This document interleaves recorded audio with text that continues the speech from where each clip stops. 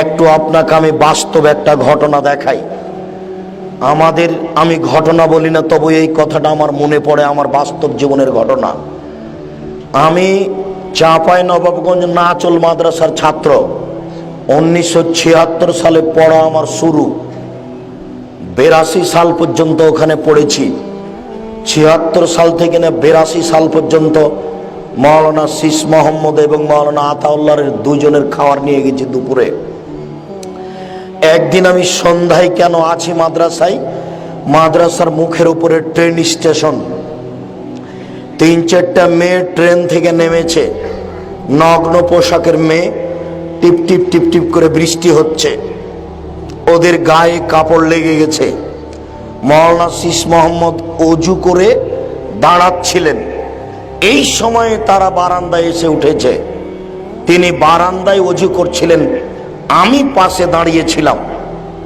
আমি পানি দিয়েছি, তিনি অজু করছেন, আমি দাঁড়িয়ে আছি। ইতিমধ্যে মেয়েগুলি বারান্দায় এসে উঠেছে।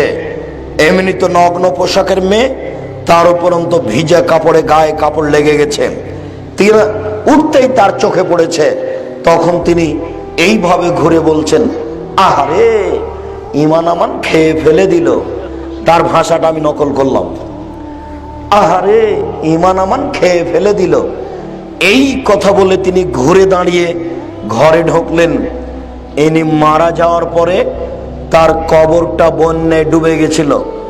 6 মাস পরে লাশটা পানির উপরে ভেসে উঠেছিল। একবারে মনে হচ্ছে যে টাটকা তাজা মানুষ। পানি শেষ হয়ে গেলে ছেলেরা আবার সরাসরি লাশটা কবরে গিয়েই পড়ে, ছেলেরা আবার মাটি দিয়ে চাপা দিয়ে দেয়। আমি আপনাকে আমার জীবনের একটা বাস্তব ঘটনা নকল করলাম। আমি স্থির দাঁড়িয়ে আছি, এটা আমার চোখের সামনের ঘটনা নকল করছি।